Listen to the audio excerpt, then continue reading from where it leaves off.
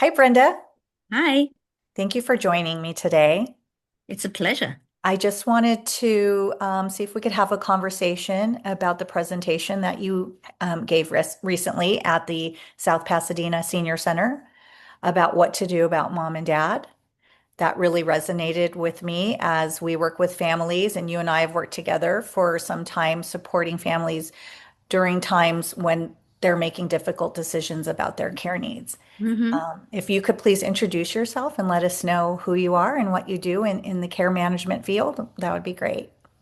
Sure. My name is Brenda Shorkend. My company is Shorkend Care Management, and I'm something called a certified aging life care manager or geriatric care manager. And I work with older people and people with disabilities, doing a lot of advocacy, helping people with difficult decisions and choices, overseeing care, doing a lot of different things. I think the most important thing is that my clients pay me privately. So I charge for my time and I make sure to advocate for the client in their best interest. I don't take commissions or referral fees. So if I refer to anybody like I do to Gently Guided, it's because I think that company will provide the best service for my client. Yes, absolutely. And we really appreciate working with you and being hmm able to have you as a resource for our families when hmm they're still navigating the journey of care and what's going on. Are we staying home? Should we stay home? Should we bring in a care manager and home care? And we are certainly a part of that conversation with them oftentimes. At the senior center, it was an attention grabber when you stated, please don't tell your kids, never put me in a home. And uh, on my end, what that looks like when families call me is this piece hmm of fear about what do we do? Being home doesn't feel sustainable anymore, but my mom told me never put me in a home. And hmm there's this piece about permission that is so important. And whether that's coming from the parent or someone like yourself, helping hmm guide them to understand what does it look like to stay home versus what would it look like to have an opportunity to receive care outside the home. If you could elaborate a little bit on that, that would be great. Sure. So first of all, if you have an older person who's completely competent and can make their own decisions, they'll decide where they're going and what they're doing. If a person is not completely competent and is not safe and is not making good decisions, that's when family members and professionals sometimes feel they need to step in. And if you swore to your mother, I will never put you in a home, whatever a home is, Yeah. then you're stuck in a situation where maybe they're not safe, maybe you're running out of money, maybe you're just being run ragged as someone who's taking care of a parent, your children. I've had clients who are taking care of their parents and their grandchildren, or their Yes. parents and their grandparents. And so people are working full time and doing their best, and yet they're also taking care of a frail family member. And doing it at home doesn't always work. Yeah. And I think that's what's so important, where we're really looking at what's best for the person at this moment. And maybe what's best at the moment is a nice retirement community. And maybe what's best at the moment is a small board and care home where they're getting hands-on care, depending on their functioning and their abilities. And these Right. decisions are never easy.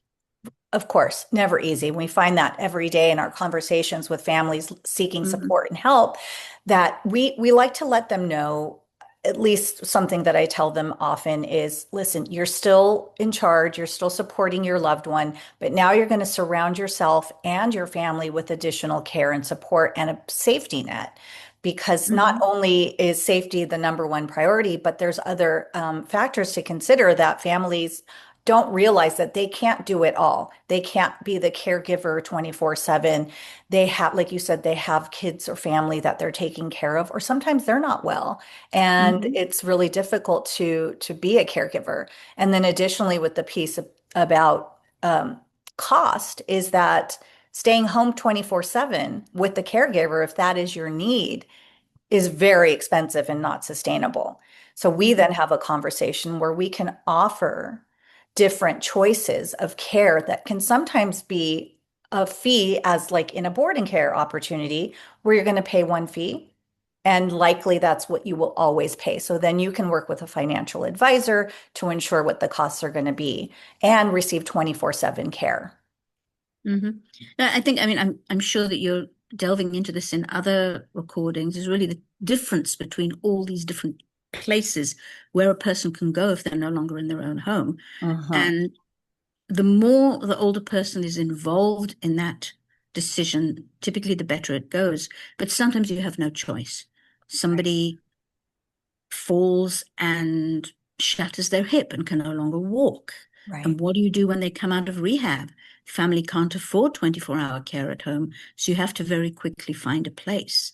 There are other situations where, yes, you can set up the care at home and it's seamless because there's both enough money and enough emotional and psychological resources to pull this all together.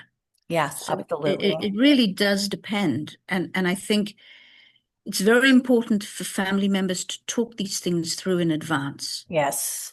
And again, going back to the don't put me in a home, talk about what does that mean, don't put me in a home. If you're alone at home at the age of 92, your spouse died, your best friends can't drive anymore, they can't come visit you, and you're lonely, and Hmm. you really are a sociable person, maybe if you move into a retirement community, you'll do really well.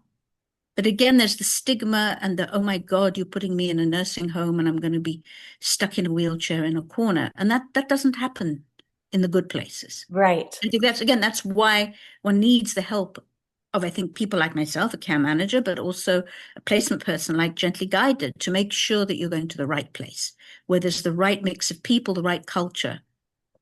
Yeah, So, absolutely. And I find that when we can get the families on a tour, which is what we like to do with them, we are their advocates and we are their point of contact so that they're mm-hmm, not on some marketing list, right?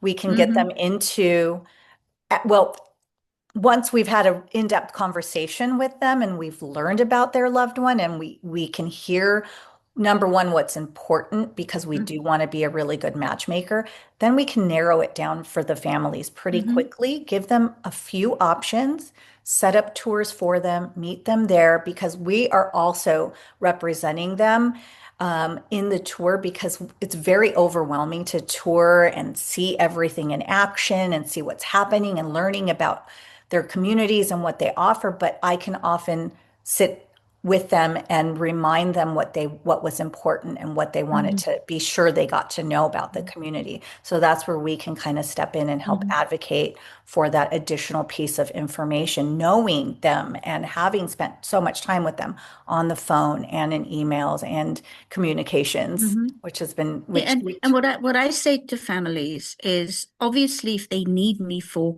more of ongoing oversight, whether the person's at home or in a some kind of retirement community, that's wonderful.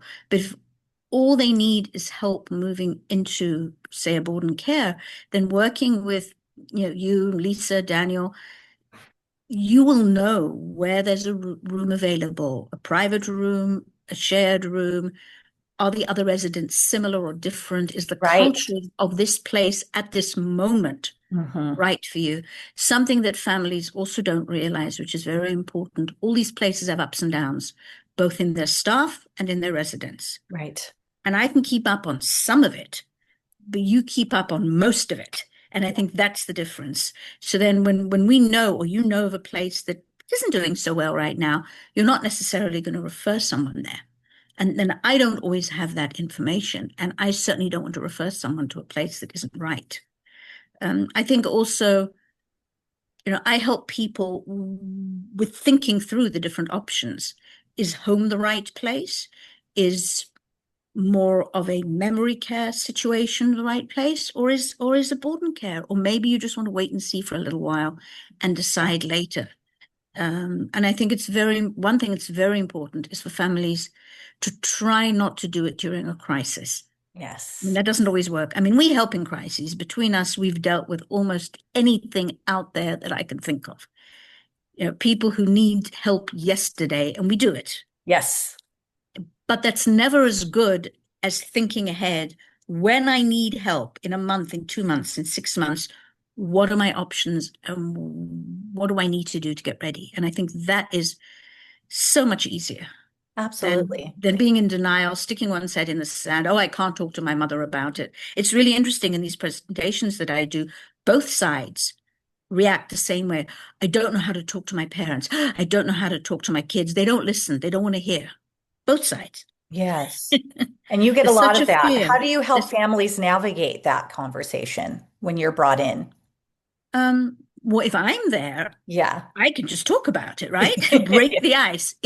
That's not a problem. If I'm not there, then I recommend that people decide if they're the right person, because they might not be. Yeah. Maybe it needs to be a care manager, a friend, another family member, a doctor, a clergy person. I don't know, someone in their world who they trust. Yes, absolutely.